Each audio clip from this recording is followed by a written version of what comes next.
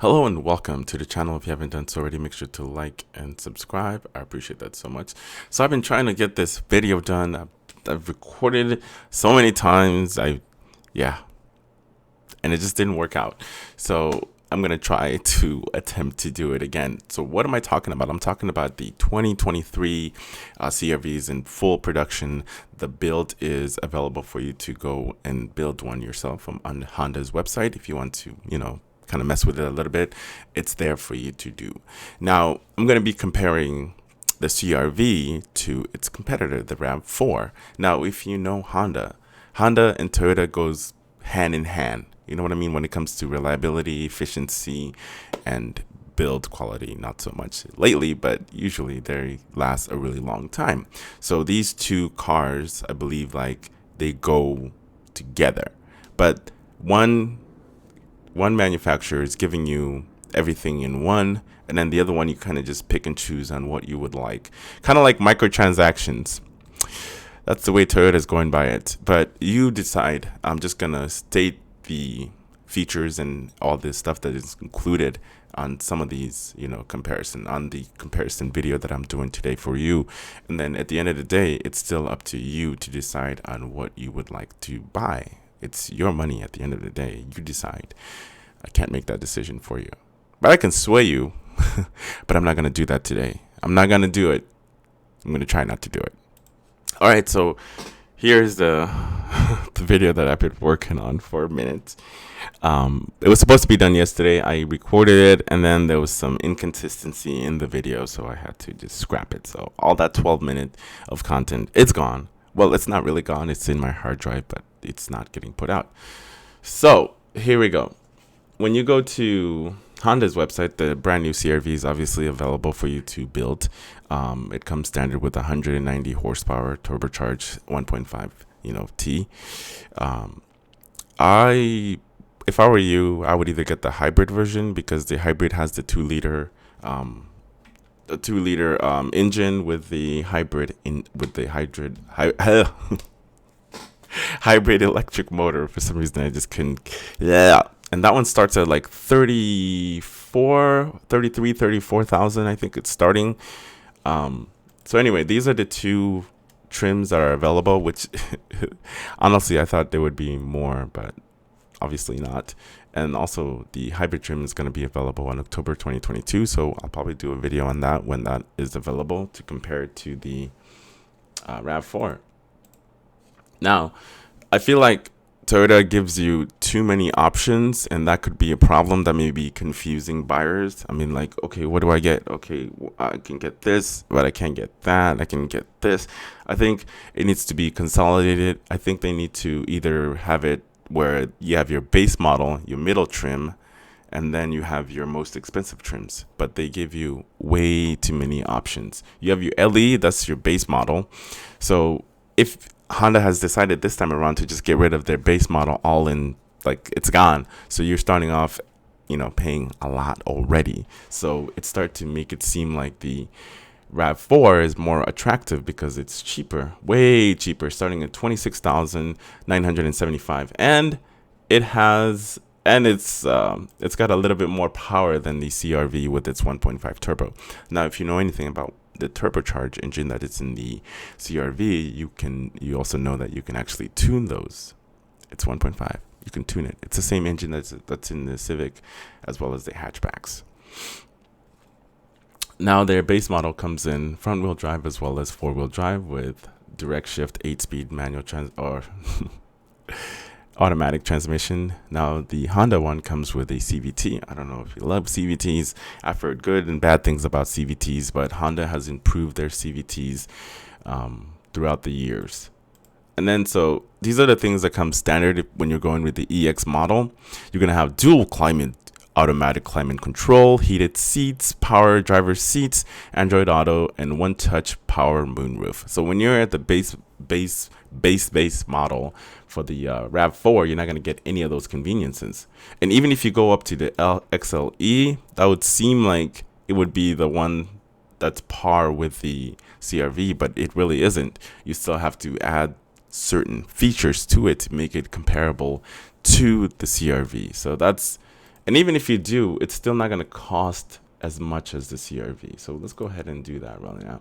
And another option too, like the only color that's, additional here is the ruby red. When you click on the, ruby flare pearl, that's the only one that they're going to be charging you additional money for. All the other colors are completely free. Anyway, so let's go on. So right here, this is exactly what I was talking about, where you can choose different conveniences.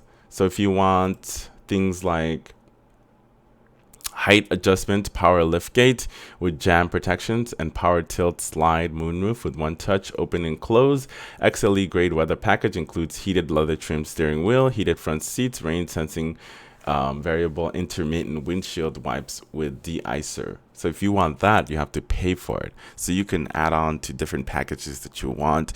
But I like the fact that you have an option to add those on. You don't have to add it on. You can go without it and save some money there. But Honda gives you this standard. So let's add this one on. I think we would be at, which one is this? Includes leather seats. And then this one includes height adjustment, power lift gate. So you have your weather and your convenience. Now, if you had both of these together, you're at 30,635. And the base XLE, the base EX starts at 31,000. So even if you move up just a tad bit, and this one will give you the Audi Audio Plus, which gives you that big infotainment center, that 9-inch infotainment center. So yeah, and then when you go to EXL, so the EXL would be comparable to the premium, which is this one right here. And then you can also still add on other other things, or add on more stuff to it if you choose to. So let's go back to packages. So packages, these are the packages that are available. Premium grade weather package, which is $1,000. So you have $2,000 to play with.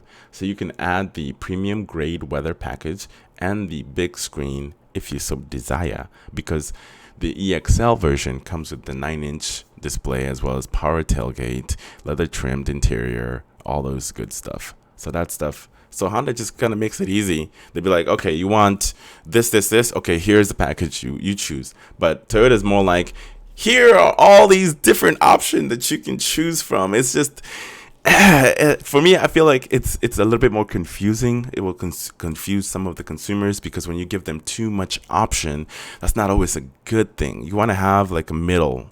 You want to give them just enough, but not too much to confuse the shit out of them. So that's where I'm at on that. So if you add this one, will give you the big screen. XLE grade includes heated steering wheel, heated front seats, 8-way power adjustable driver seat with 2-position memory functions and lumbar support, rain sensing variable intermittent windshield, and you get that 9-inch display. Yeah, but if you decide you don't want that 9-inch display, you can go with this one, and that's just gonna give you that premium heated seats, blah blah blah, and all that good stuff. So both of them have their advantages. The only difference is one just forces everything on you. Just pick the one you want, and then you can go on and enjoy your time. The other one just gives you options. I like options, but to me, as a consumer, I feel like this would be confusing to some, in some degree. But if you know what you want and what kind of feature you're looking for, you can always talk to a salesperson, and they can direct you exactly, to which packages that you can choose from. But I feel like it's just too many options. And also the XLE, the hybrid, is also going to be cheaper than the hybrid of the Honda CR-V. Obviously, it's a new car, so it costs a little bit more. So, but right now, we don't know, whether Toyota is going to be refreshing the RAV4, or if they're going to be just giving it a slight, front lift, like they did with the Highlander. They improved the interior, gave you a nice display, etc. And they did change the motor as well too, because they're going from the natural aspirated engine to the new turbocharged engine. I guess that's the future now. Everything has to be turbocharged. So yeah, I'm just telling you these facts so you can make a great decision on what you decide to do. Now, if you want to save some money, and you're looking for a crossover, my opinion, I would suggest the RAV4. You can even get it in a hybrid and it's still cheaper, or at least close to what Honda is offering with the EX. Now, when you're moving on to the hybrid, that's going to cost you a little bit more on the CRV side, but I like the overall styling, and I don't know, I just like the overall styling of the hybrid version of the CRV, as well as all that good stuff that it offers. They're giving you way more for that hybrid one comparing to the 1.5 turbo. It just looks better car. It looks like a better crossover, in my opinion. But you can't go wrong with the RAV4 that's been tested, reliable, and all that good stuff. Toyota has been known to be reliable, except with their Tundras, new Tundras. What's going on over there, Toyota? Okay, so let me know what you guys think of the two comparison. Honda is in full swing of making these new 2023 CRV. And also, this is just the MSRP price, okay? So take this with a grain of salt, because when you go to the dealership, they're going to be asking more money for it. Whether they're going to add additional accessories, $2,000 to $5,000 additional on top of what the car is already, what it's coming from factory. So look out for that. You're going to be paying a little bit more on the CRV for sure, because some dealerships want to make that money, so they will try to do it. But there are some ethical dealers out there that will sell you a car for a decent price, like this John Elway Crown Toyota. Like, they're literally slashing $1,000 off of the MSRP. Insane, right? In this difficult time we're facing, they're slashing prices of a Toyota Tacoma. Hey. And then I also saw a sign that they do not charge over MSRP. I think I saw a sign on their billboard, because I drive by it every day when I go to work. Anyway, if you're interested in the CRV, let me know below. What kind of features are you looking to get your claws on? And are you looking forward to saving some gas going with a hybrid? But anyway, I suggest that you test both vehicles and then see which one you want. I think the CRV one is going to give it a little bit more pep, but that's just me because of the turbocharge that's in the 1.5 turbocharged engine. But let me know in the comments below. Oh, and another thing too, like if you choose the base model, then they don't have any of the safety features in there. You actually have to purchase those separately.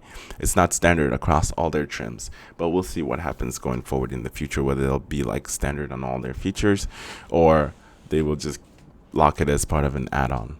Because I did notice that on one of the trims, like I think it was the LE one.